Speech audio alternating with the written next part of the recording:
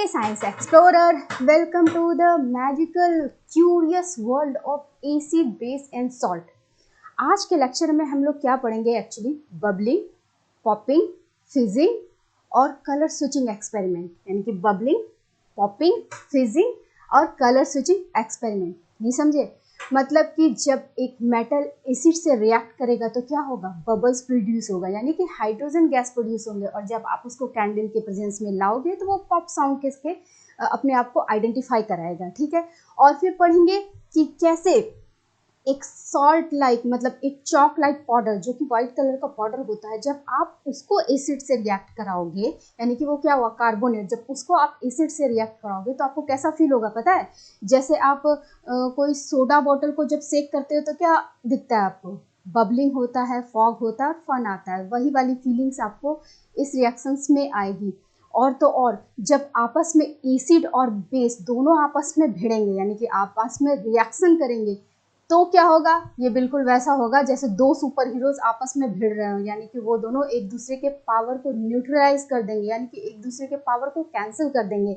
ये सुनने में बड़ा सिंपल लगता है ना, लेकिन ये बहुत काम का रिएक्शंस है। इसकी वजह से आपको मेडिसिन बनाने में हेल्प मिलती है, आपके सॉइल को क्लीन करने में हेल्प मिलता है, इवन जो फैक्ट्रीज से गंदा जितना भी डर्ट निकलता है उसको भी क्लीन करने में ये रिएक्शंस काम आता है। तो आप आज अपनी क्यूरियोसिटी को जगाओ और रेडी हो जाओ आज इन सारे फैक्टर्स को जानने के लिए, और इन सारे फैक्टर्स के पीछे जो साइंस है उसको जानने के लिए। एक्सपेरिमेंट ना बड़ा कूल होता है, लेकिन ये सब कूल नहीं होता, ये आपके लाइफ में हर कोने में घुसा हुआ है, हर जगह एक्सपेरिमेंट ही एक्सपेरिमेंट है। तो चलिए इन सारे चीज़ों को हम लोग आज डिकोड करते हैं, इनके बारे में जानते हैं, इसके पीछे का साइंस जानते हैं कि ये सारे चीज़ क्यों होते हैं। लेकिन आज के लेक्चर्स को शुरू करने से पहले थोड़ा सा लाइफ का लेसन।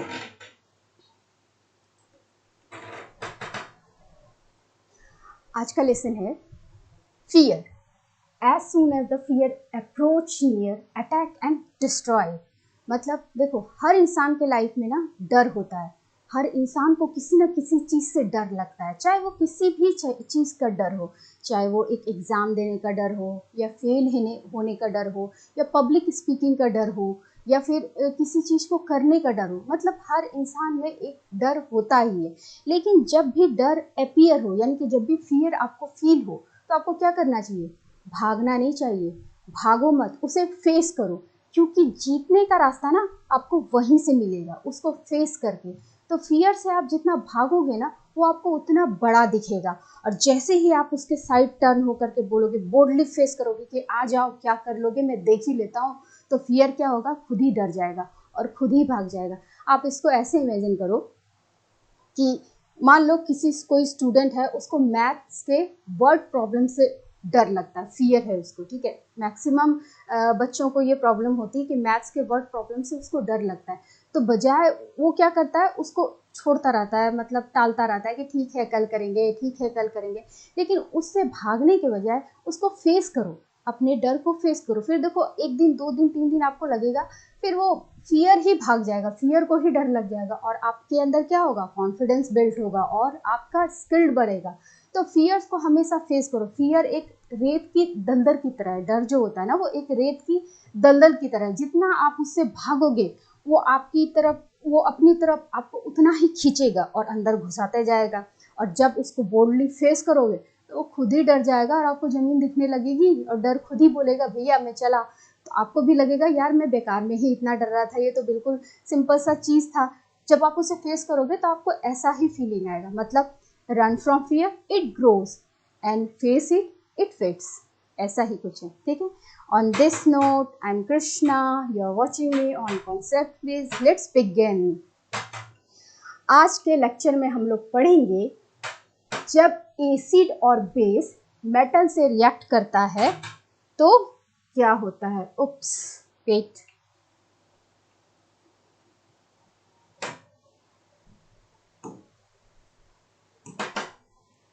जब एसिड और बेस मेटल से रिएक्ट करता है तो क्या होता है? जब मेटल कार्बोनेट और मेटल हाइड्रोकार्बोनेट एसिड से रिएक्ट करता है तो क्या होता है?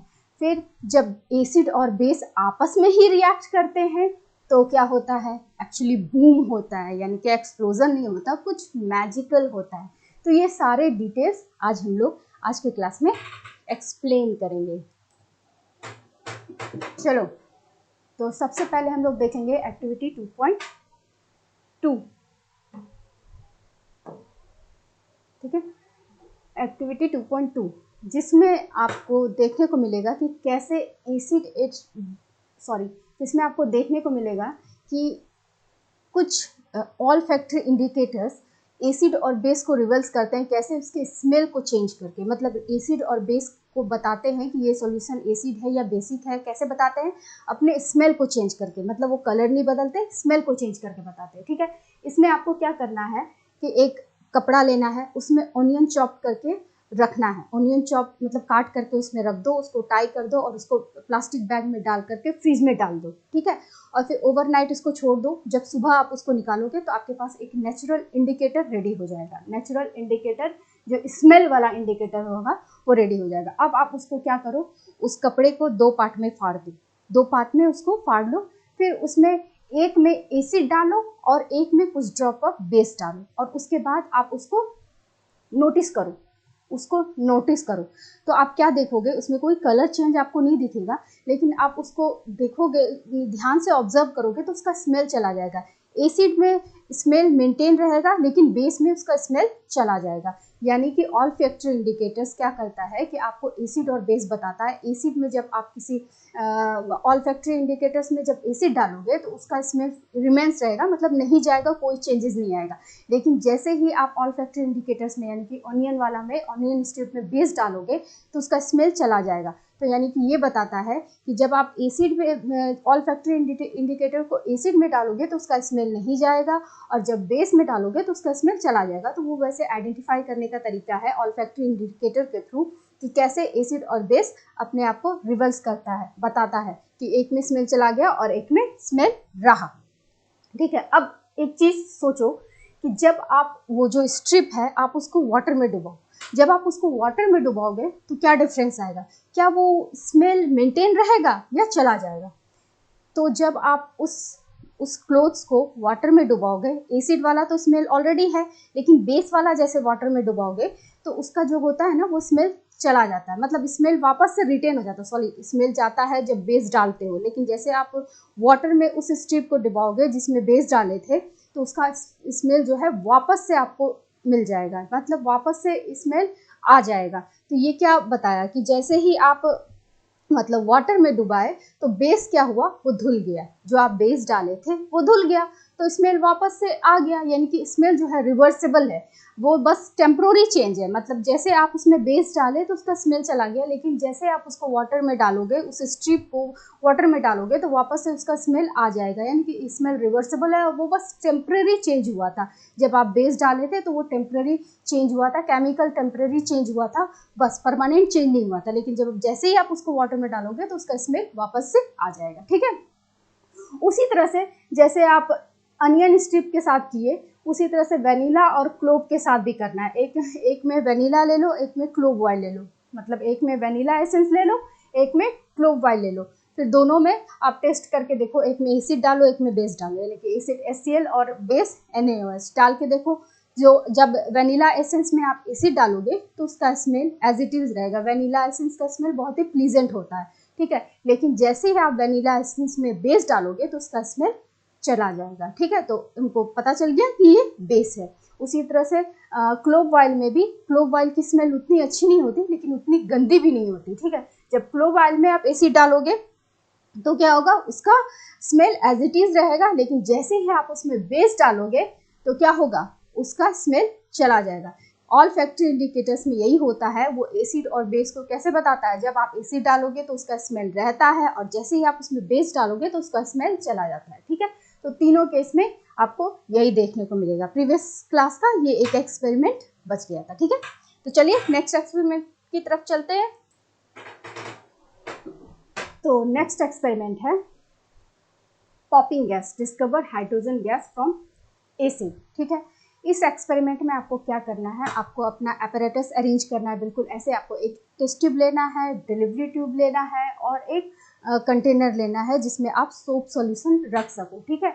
अब टेस्ट ट्यूब में आपको 5 ml of dilute sulphuric acid डालना है, H2SO4, ठीक है। अब उसमें few drops of zinc granule डालना है, यानी कि एसिड में आपको एक्चुअली मेटल डालना है, जिंक थोड़ा सा डालना है।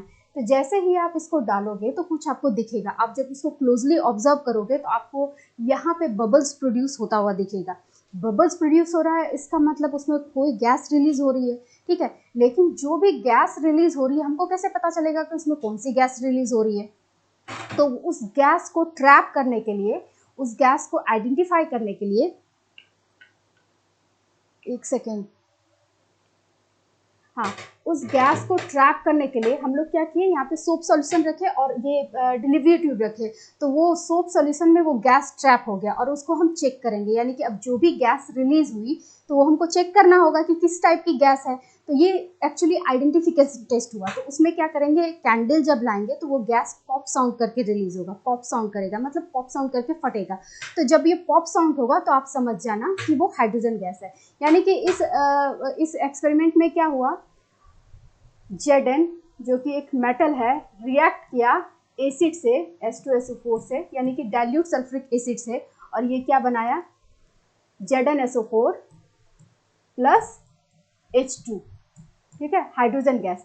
अब ये रिएक्शन यानी कि मेटल जब एसिड से रिएक्ट किया तो एक सॉल्ट बनाया और हाइड्रोजन गैस रिलीज किया, हाइड्रोजन गैस रिलीज किया। तो ये अब हम हाइड्रोजन गैस का आइडेंटिफिकेशन टेस्ट उसको बोलते हैं, जो पॉप साउंड के साथ प्रोड्यूस होता है। तो इसको हम कैसे आइडेंटिफाई करेंगे, कैंडल्स लाएंगे, ये बर्न करेगा, पॉप साउंड के साथ फूटेगा, तो समझो वो हाइड्रोजन गैस है, ठीक है।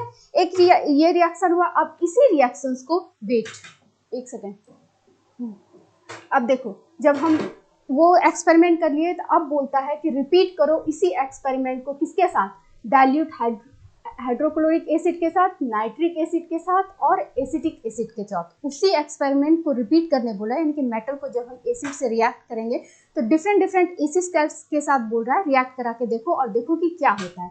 तो जब हम उसको HCl जिंक को जब हम हाइड्रोक्लोरिक एसिड के साथ रिएक्ट करेंगे तो सेम प्रोसेस होगा, सेम। उसमें क्या होगा, एक सॉल्ट बनेगा जिंक क्लोराइड और हाइड्रोजन गैस निकलेगा, ठीक है। तो सेम हम उसको ऐसे ही एक्सपेरिमेंट के थ्रू चेक करेंगे और फिर हाइड्रोजन गैस का आइडेंटिफिकेशन टेस्ट कैसे करेंगे, लाइट कैंडल को बर्न करके, जो कैंडल के पास मतलब जब गैस निकलेगा ना वहाँ पे अगर आप कैंडल ला के जलाओगे तो वो पॉप साउंड के साथ फटेगा, तो समझना वो आइडेंटिफिकेशन टेस्ट है, मतलब वो हाइड्रोजन गैस है जब पॉप साउंड के साथ फटेगा। तो ये जब जिंक हाइड्रोक्लोरिक एसिड के साथ करेगा तो ये जिंक क्लोराइड बनाएगा और हाइड्रोजन गैस बनाएगा, ये भी फास्ट और विजिबल रिएक्शंस होगा, लॉट्स ऑफ बबल, यानी कि बहुत सारे हाइड्रोजन गैस इसमें निकलेंगे, ठीक है। फिर जब जिंक नाइट्रिक एसिड के साथ रिएक्ट करेगा, यानी कि HNO3 के साथ रिएक्ट करेगा, तो क्या बनाएगा, जिंक नाइट्रेट और हाइड्रोजन गैस इवॉल्व होगा। ये भी मतलब फास्ट रिएक्शन होगा और इसमें किसी में भी कॉन्सेंट्रेटेड एसिड यूज नहीं करना है, डाइल्यूट एसिड करना है। कॉन्सेंट्रेटेड बहुत ही ज़्यादा डेंजरस होता है, लैब एक्सपेरिमेंट में खासकर वो बहुत ही ज़्यादा एक्सोथर्मिक रिएक्शन होता है, मतलब वो बहुत सारा हीट रिलीज करेगा और वो डेंजरस भी होता है, इसलिए हमेशा डाइल्यूट को यूज़ करना है, ठीक है। तो जब आप नाइट्रिक एसिड के साथ करोगे तो इसमें हाइड्रोजन गैस तो रिलीज होता ही होता है, एक नाइट्रोजन गैस भी, नाइट्रोजन डाइऑक्साइड भी रिलीज होता है, जो कि बहुत ही पॉइजनस होता है और वो ब्राउन कलर का गैस रिलीज करता है, ठीक है। तो हाइड्रोजन भी निकलता है, नाइट्रोजन भी निकलता है कॉन्सेंट्रेटेड के फॉर्म में, ठीक है। और जब हम एसिटिक एसिड के साथ जिंक को रिएक्ट कराएंगे, यानी कि एसिटिक एसिड के साथ जब जिंक को रिएक्ट कराएंगे तो क्या बनाएगा, एक सॉल्ट बनाएगा और हाइड्रोजन गैस बनाएगा। लेकिन ये जो होगा ना, जो एसिटिक एसिड के साथ जब जिंक रिएक्ट करेगा तो ये थोड़ा स्लो प्रोसेस होगा, मिल्ड रिएक्शन होगा, यानी कि ये पार्शियली आयोनाइज नहीं होता, वीक एसिड होता है, इसीलिए इसमें उतने सारे बबल्स फॉर्म नहीं होंगे, मतलब लेस बबल्स फॉर्म होंगे। तो देखो अब इसका कंपैरिजन देख लो कि जब हम H2SO4 के साथ कराए थे तो वो भी बहुत ही फास्ट रिएक्शंस हुआ था और उसमें भी बहुत ज़्यादा बबल्स फॉर्म हुए थे। जब हाइड्रोक्लोरिक एसिड के साथ रिएक्ट कराएंगे तो इसमें भी बबल्स फॉर्म होंगे और रैपिड रिएक्शन होगा और ज़्यादा मतलब ज़्यादा हाइड्रोजन गैस निकलेगा। नाइट्रिक एसिड के साथ भी सेम हाइड्रोजन गैस निकलेगा, यानी कि साथ में और एक गैस, मिक्स गैस भी निकल सकता है जिसको हम NO2 बोलेंगे। लेकिन एसिटिक एसिड के साथ करेंगे तो ये स्लो बबल फॉर्म करेगा, जेंटलर, मतलब बहुत कम हाइड्रोजन गैस निकालेगा, मतलब लो हाइड्रोजन गैस निकालेगा। तो ये जब डिफरेंट एसिड से हम रिएक्ट कराए मेटल को तो उसका रिएक्शंस का रिजल्ट, यानी कि आप इसमें कंक्लूड कर सकते हो कि स्ट्रॉन्गर एसिड, यानी कि एसिड जितना स्ट्रॉन्ग होगा उतना ज़्यादा आपको हाइड्रोजन गैस मिलेगा, उतना ज़्यादा हाइड्रोजन गैस का इवोल्यूशन होगा, उतना ज़्यादा बबल्स फॉर्म होगा। और वीकर एसिड के साथ थोड़ा लेस होगा, मतलब हाई के साथ जितना ज़्यादा होगा उसके कंपेयर में वीकर एसिड के साथ लेस होगा। ठीक है, तो इस सारे एक्सपेरिमेंट का कंक्लूजन यानी कि समरी कॉन्सेप्ट क्या है कि जब एक मेटल रिएक्ट करेगा एसिड से तो वो हाइड्रोजन गैस को डिस्प्लेस करेगा और क्या बनाएगा, सॉल्ट और हाइड्रोजन गैस, यानी कि हाइड्रोजन को डिस्प्लेस करेगा एसिड से और क्या बनाएगा, सॉल्ट और हाइड्रोजन। यानी कि इसका जनरल एक्सप्रेशन हुआ जब एसिड रिएक्ट करेगा मेटल से वो बनाएगा सॉल्ट और हाइड्रोजन गैस। यानी कि यहाँ पे एक्चुअली क्या हो रहा है, डिस्प्लेसमेंट रिएक्शन परफॉर्म हो रहा है। जैसे कि जिंक ही डिस्प्लेस किया, H2SO4 से रिएक्ट किया तो क्या बनाया, जिंक सल्फेट, ठीक है, और हाइड्रोजन गैस। ठीक है, तो ये एक्चुअली किस टाइप का रिएक्शन है, डिस्प्लेसमेंट रिएक्शन, जो ऑलरेडी आप फर्स्ट चैप्टर में पढ़ चुके हो। ये डिस्प्लेसमेंट रिएक्शन है। ये एक्चुअली क्या हो रहा है कि जिंक जो है हाइड्रोजन को डिस्प्लेस कर रहा है एसिड सॉल्यूशन से और हाइड्रोजन गैस निकल जा रहा है और आपस में साल्ट मिलके बना दे रहा है।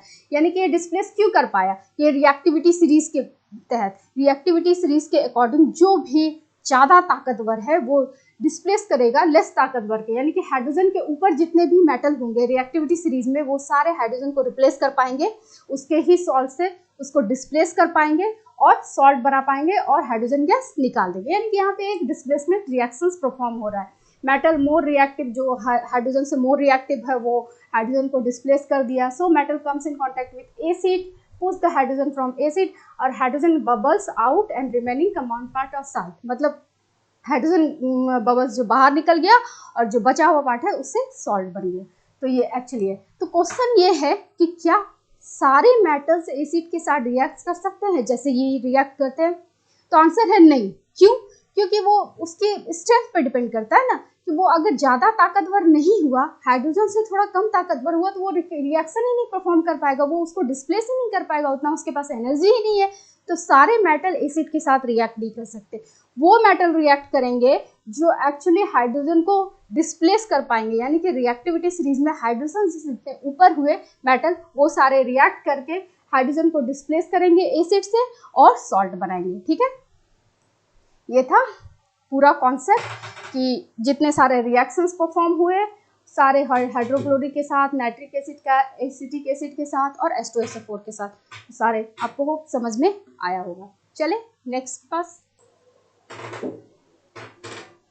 चलो अब हम देख लिए कि एसिड जब रिएक्ट किया मतलब मेटल से तो क्या रिजल्ट आया। एसिड जब रिएक्ट किया मेटल से तो सॉल्ट मिला और हाइड्रोजन गैस मिला, जिसको हम हाइड्रोजन को आइडेंटिफिकेशन टेस्ट के थ्रू गए और पता किए कि हाइड्रोजन गैस है। कैसे, वो कैंडल से जलाए, वो पॉप साउंड करके फटा तो समझो वो हाइड्रोजन गैस है। ठीक है, अब हम देखेंगे कि जब एसिड मेटल से रिएक्ट किया तो बेस क्यों पीछे रहेगा, बेस भी रिएक्ट करेगा ना।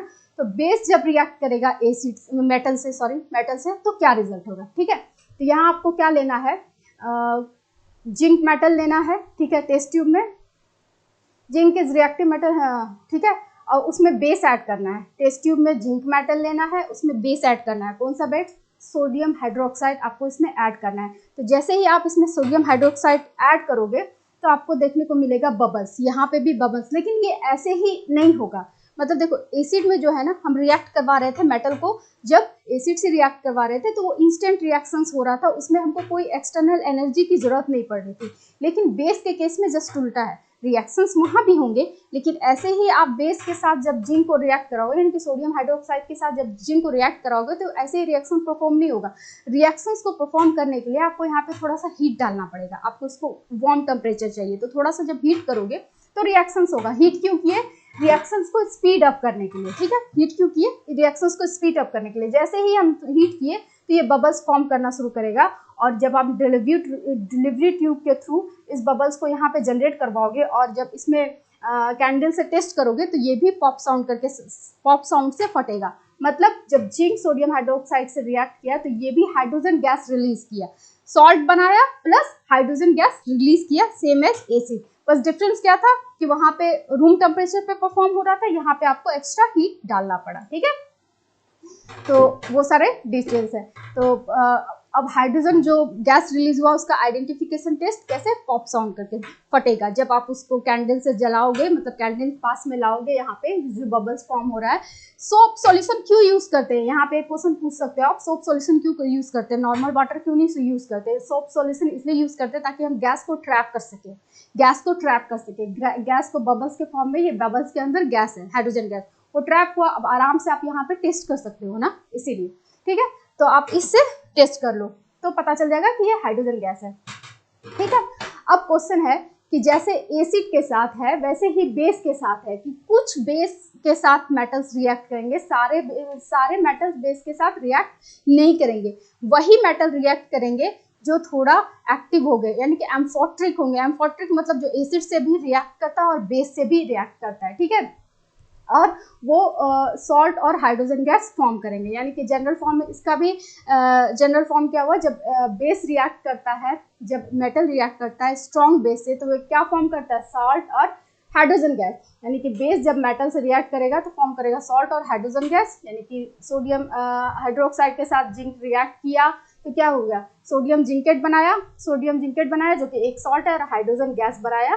ठीक है, हाइड्रोजन गैस बनाया। यानी कि सोडियम हाइड्रोक्साइड क्या है, एक स्ट्रॉन्ग बेस है, और जिंक क्या है, एक रिएक्टिव मेटल है। और सोडियम जिंकेट क्या बना, आपका कॉम्प्लेक्स सॉल्ट बना, और हाइड्रोजन गैस रिलीज हुआ बबल्स के फॉर्म में। और हम इस हाइड्रोजन गैस का टेस्ट कैसे करेंगे, आइडेंटिफिकेशन टेस्ट कैसे करेंगे, पॉप साउंड के साथ इसको पता चलता है। पॉप साउंड के साथ मतलब पॉप साउंड हुआ मतलब हाइड्रोजन गैस है, यानी कि आप उसको बर्न करोगे तो वो पॉप साउंड के साथ फटेगा। ठीक है, अब देखो इंपॉर्टेंट पॉइंट क्या है कि सारे मेटल्स रिएक्ट नहीं करते बेस से। जैसे सारे मेटल्स एसिड से रिएक्ट नहीं करते, वैसे ही सारे मेटल्स बेस से रिएक्ट नहीं करते।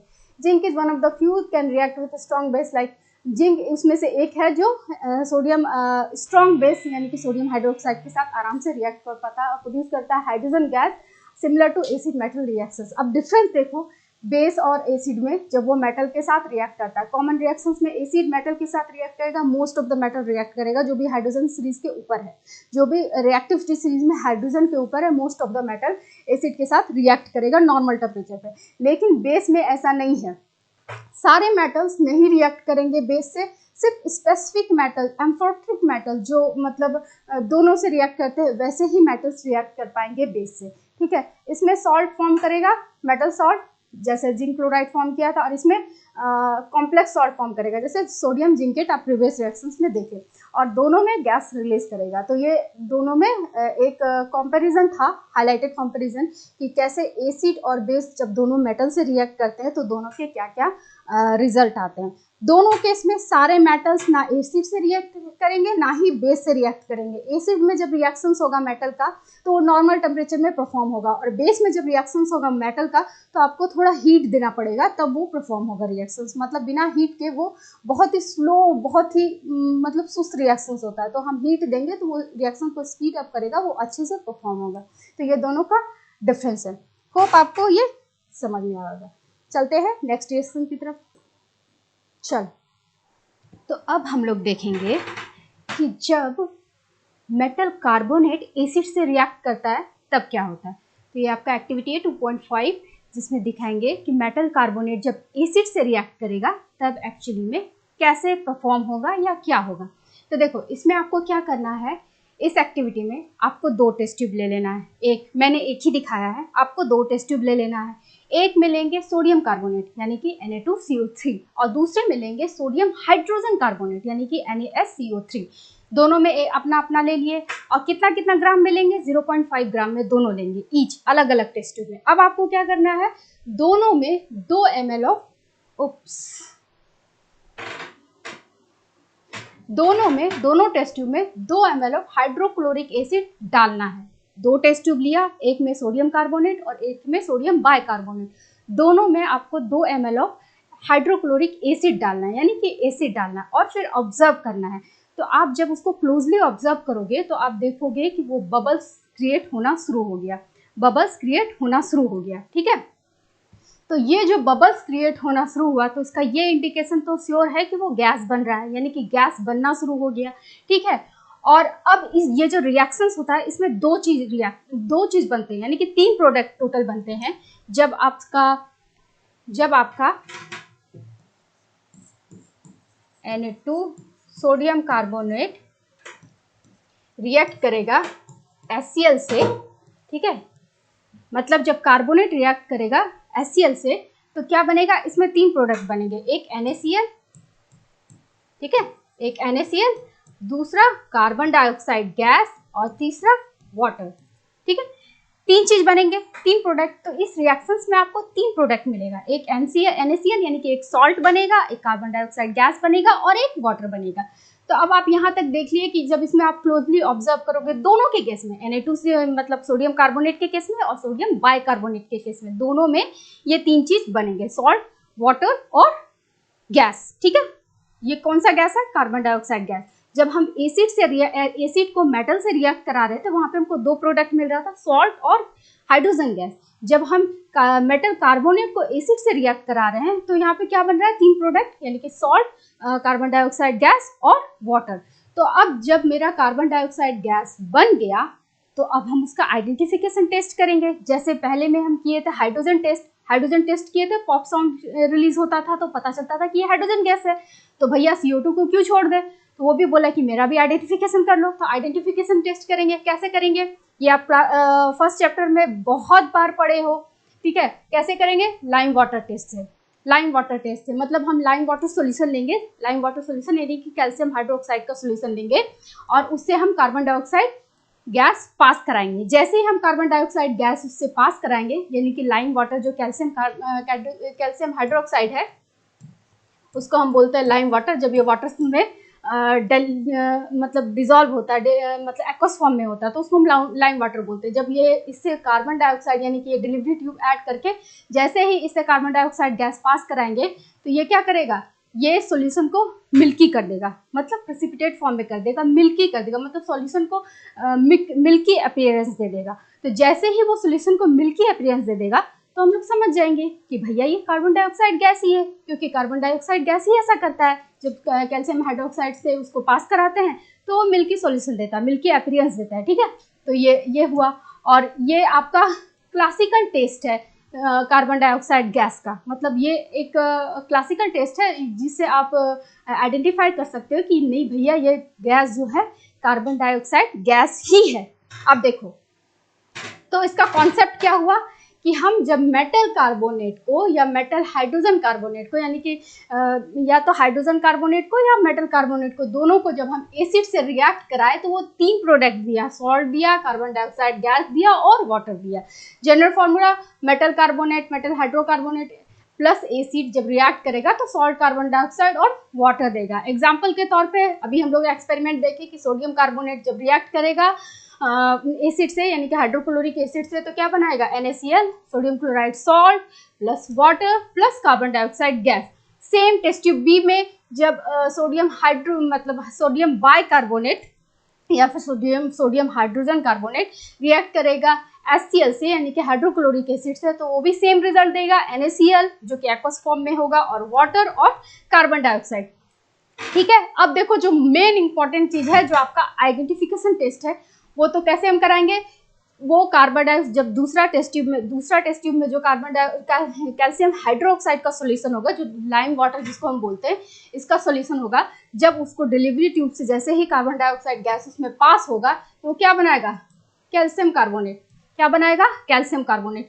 कैल्शियम कार्बोनेट प्रेसिपिटेट के फॉर्म में बनेगा जो कि एक्चुअली सॉलिड फॉर्म में होगा, जो हमारे लिक्विड को, जो हमारे सॉल्यूशन को मिल्की अपीयरेंस दे देगा। क्या दे देगा, मिल्की अपीयरेंस दे देगा। तो जैसे ही मिल्की अपीयरेंस दे देगा तो हम लोग समझ जाएंगे कि नहीं ये कार्बन डाइऑक्साइड गैस ही है, और क्या निकालेगा, वाटर निकालेगा, यानी कि ये व्हाइट प्रेसिपिटेट बनाएगा जो हमारे लाइम वाटर को मिल्की बना देगा। अब दूसरा जो कि इंपॉर्टेंट है, जो कि बहुत ही इंपॉर्टेंट है, ये बार बार पूछता है, ठीक है। देखो कैल्शियम कार्बोनेट मतलब पहले हम कैल्शियम हाइड्रोकार्बोनेट में कार्बन डाइऑक्साइड गैस पास कराए तो जैसे पास कराए तो वो क्या किया, कैल्शियम कार्बोनेट बनाया, यानी कि हमारे लाइम वाटर को मिल्की बना दिया। लेकिन जब मेरे पास एक्सेस, जब आप इसी इक्वेशन में access carbon dioxide gas pass कराओगे, कोई भी चीज़ का अति जो होता है ना अच्छा नहीं होता, या तो बहुत अच्छा होता है या तो खराब ही होता है। जब आप इसमें access carbon dioxide gas pass कराओगे, मतलब आप गैस पास कराते जा रहे हो, कार्बन डाइऑक्साइड गैस पास कराते जा रहे हो, तो क्या होगा, फाइनली ये बनाएगा कैल्शियम हाइड्रोजन कार्बोनेट। क्या बनाएगा? कैल्शियम हाइड्रोजन कार्बोनेट, जो कि वापस से ट्रांसपेरेंट सॉल्यूशन बन जाएगा, वापस से ट्रांसपेरेंट सॉल्यूशन बन जाएगा, यानी कि मिल्की अपीयरेंस जो है वो डिसअपियर हो जाएगा। मिल्की अपीयरेंस क्या होगा? डिसअपियर हो जाएगा। ठीक है।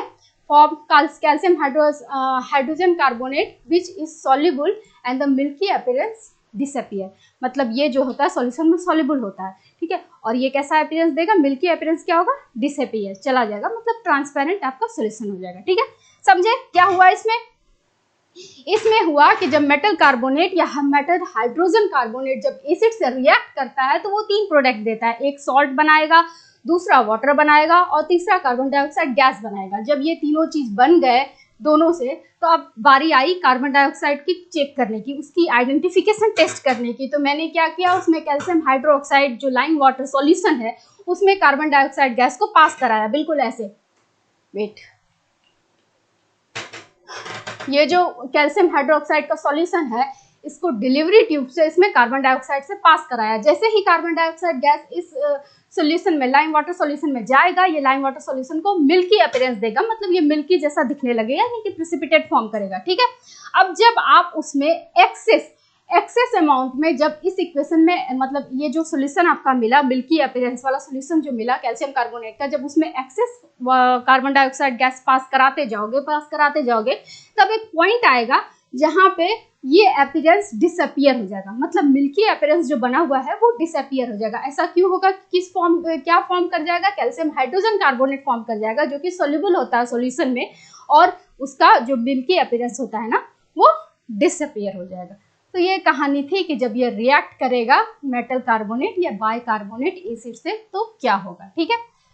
कैल्शियम कार्बोनेट से बहुत चीज बना हुआ है, लाइमस्टोन भी कैल्शियम कार्बोनेट का है, चॉक भी कैल्शियम कार्बोनेट का है, मार्बल भी कैल्शियम कार्बोनेट का, इवन एक सेल जो होता है ना, एक सेल अंडे का वो छिलका, वो भी कैल्शियम कार्बोनेट का होता है। बड़ा काम का चीज है, हर चीज इसी से बना हुआ है ना। ठीक है। समझ में आया क्या स्टोरी था?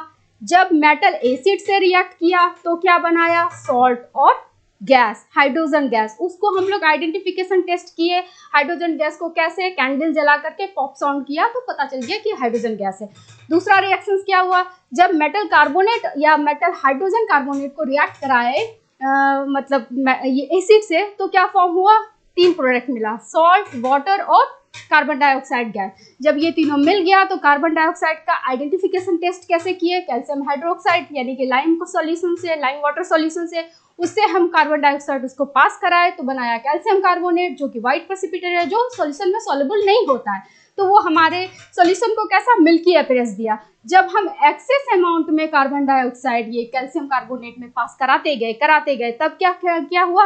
फाइनली एक ऐसा पॉइंट आया जहां पे वो मिल्की अपीयरेंस डिसअपियर हो गया, यानी कि क्या फॉर्म हो गया? कैल्शियम हाइड्रोजन कार्बोनेट फॉर्म हो गया, जो कि एक्चुअली सॉल्युबल होता है सॉल्यूशन में, तो इसीलिए वो मिल्की अपीयरेंस डिसअपियर हो गया। ये था इसका स्टोरी। ठीक है। चलते हैं अब नेक्स्ट इक्वेशन। नेक्स्ट एक्टिविटी है आपका एसिड बेस इंडिकेटर, मतलब आपका एक्टिविटी है 2.6, जिसमें कलर स्विच केमिस्ट्री आपको देखने को मिलेगा। यानी कि इसमें क्या होगा? एसिड और बेस आपस में ही भिड़ जाएंगे, यानी कि एसिड और बेस खुद से ही रिएक्ट करेंगे, एक दूसरे से रिएक्ट करेंगे, तो क्या होगा? बूम। अरे यार, कोई एक्सप्लोजन नहीं होगा, लेकिन कुछ अच्छा होगा, कुछ मैजिकल होगा। चलो देखते हैं। यहाँ पे आपको क्या करना है? एक टेस्ट ट्यूब लेना है जिसमें सोडियम हाइड्रोक्साइड लेना है, जो कि एक डाइल्यूट बेस है। सोडियम हाइड्रोक्साइड लेना है, 2 ml इसमें ले लो, कोई एक टेस्ट ट्यूब में सोडियम हाइड्रोक्साइड मान लो इसमें लिया। ठीक है। अब आप इसमें इसी सोडियम हाइड्रोक्साइड, जो कि एक कलरलेस लिक्विड होता है, इसमें जब आप 2 ड्रॉप फिनोप्थलीन इंडिकेटर को डालोगे तो आपको कुछ ऐसा देखने को मिलेगा। ये सॉल्यूशन क्या हो जाएगा? पिंक कलर का हो जाएगा। फिनोप्थलीन इंडिकेटर कलरलेस लिक्विड होता है, कलरलेस इंडिकेटर होता है, वो एसिडिक सॉल्यूशन में कलरलेस रहता है, और जैसे ही आप उसको बेस में डालोगे तो उसका कलर क्या हो जाएगा? चेंज हो जाएगा। ठीक है।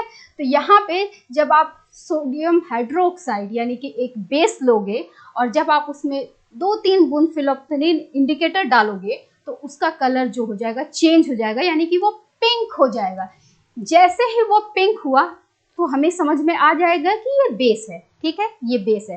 अब वापस से मैजिक देखो, वापस से आप इसी सॉल्यूशन में अगर एसिड डालोगे, यानी कि वापस से आप इस सॉल्यूशन में drop by drop hydrochloric acid slowly डालो, हाइड्रोक्लोरिक एसिड इसी सॉल्यूशन में, तब आप क्या देखोगे, उसका कलर गायब हो गया, यानी कि वो फिर से ट्रांसपेरेंट हो गया, मतलब कलरलेस हो गया। ठीक है, तो इसका मतलब क्या, फिर से वो क्या हो गया, एक्चुअली न्यूट्रल हो गया। इसकी एसिड डालने से बेसिक वाला जो नेचर है खत्म हो गया, यानी कि वो न्यूट्रल हो गया। फिनोप्थलीन इंडिकेटर ऐसे न्यूट्रल वे में वो किस कलर में रहता है, कलरलेस रहता है, लेकिन एसिडिक सॉल्यूशन में भी वो कलरलेस ही रहता है, लेकिन यहाँ पे वो न्यूट्रल हो गया, क्योंकि जब एसिड और बेस आपस में रिएक्ट करते हैं ना, तो वो न्यूट्रल हो जाते हैं, एक दूसरे के पावर को खत्म कर देते हैं, एक दूसरे के पावर को क्रॉस कर देते हैं, और वो न्यूट्रल वे में हो जाते हैं। ठीक है, तो यही आपका एक्चुअली इसमें हुआ। ठीक है, यानी कि देखो डिसअपियर हो गया, क्योंकि वो कलर जो है पिंक कलर, जो उसको एसिड आप डाले तो क्या हो गया, वो डिसअपियर हो गया, यानी कि बेस जो है न्यूट्रलाइज हो गया, किससे, एसिड से।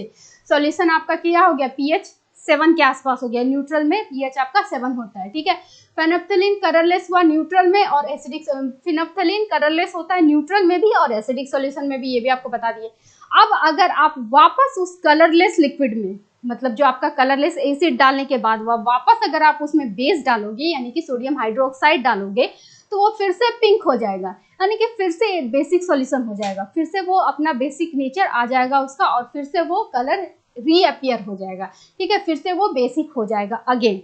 यानी कि यहाँ पे क्या हो रहा है, ये एक्चुअली इस रिएक्शंस को हम लोग न्यूट्रलाइजेशन रिएक्शंस बोलते हैं, क्योंकि इसमें एसिड और बेस आपस में ही फेस ऑफ करते हैं। यानी कि ऐसा समझ लो कि दो पावरफुल हीरो जब आपस में लड़ते हैं तो क्या करते हैं, एक दूसरे के एनर्जी को वेस्ट ही करते हैं ना, तो वही हुआ यहाँ पे। जब एसिड और बेस आपस में ही रिएक्शन करते हैं तो वो दोनों एक दूसरे के नेचर को क्रॉस कर देते हैं, यानी कि उस नेचर को नलिफाई कर देते हैं, मतलब खत्म कर देते हैं, यानी कि वो नेचर को, एसिडिक और बेसिक दोनों नेचर को न्यूट्रलाइज कर देते हैं, मतलब वो न्यूट्रल हो जाता है। ठीक है, तो एक दूसरे के इफेक्ट को वो क्या करते हैं, कैंसिल कर देते हैं, इसीलिए इस रिएक्शन को हम लोग बोलते हैं न्यूट्रलाइजेशन रिएक्शंस, क्योंकि वो दोनों एक दूसरे के इफेक्ट को कैंसिल कर दिए। ठीक है, तो जनरल फॉर्मूला, बेस एसिड आपस में रिएक्ट करे, क्या बनेगा, सॉल्ट बनेगा और वाटर बनेगा। ठीक है, यानी कि सोडियम हाइड्रोक्साइड जो एक्वस फॉर्म में है उसको रिएक्ट कराए हाइड्रोक्लोरिक एसिड के साथ, वो भी एक्वस सॉल्यूशन है, फिर वो क्या बनाया, सॉल्ट, यानी कि NaCl सोडियम क्लोराइड और वाटर।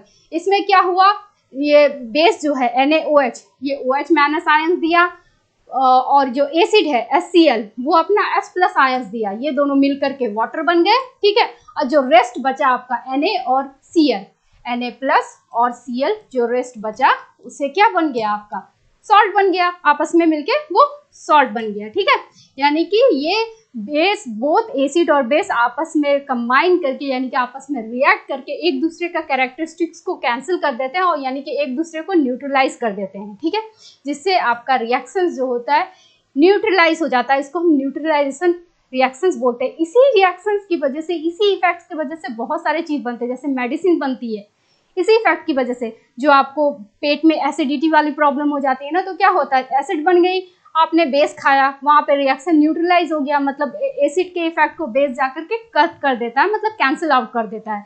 तो क्या हो जाता है, आप वेल फील करने लगते हो। सॉइल में जब एसिडिटी बहुत ज़्यादा बढ़ जाती है, क्या करते हैं, उसको न्यूट्रलाइज करने के लिए, ताकि वो ज़्यादा एसिडिक अगर सॉइल हो जाएगी तो प्लांट के लिए सही नहीं होता है, तो उसको क्या करेंगे, हम बेस डालेंगे, उसमें बेस डालेंगे तो उसका एसिडिक इफेक्ट जो होगा कैंसिल आउट हो जाएगा, यानी कि दोनों मिलकर के न्यूट्रलाइज कर देंगे, तो यानी कि हमारा सॉइल परफेक्ट हो जाएगा।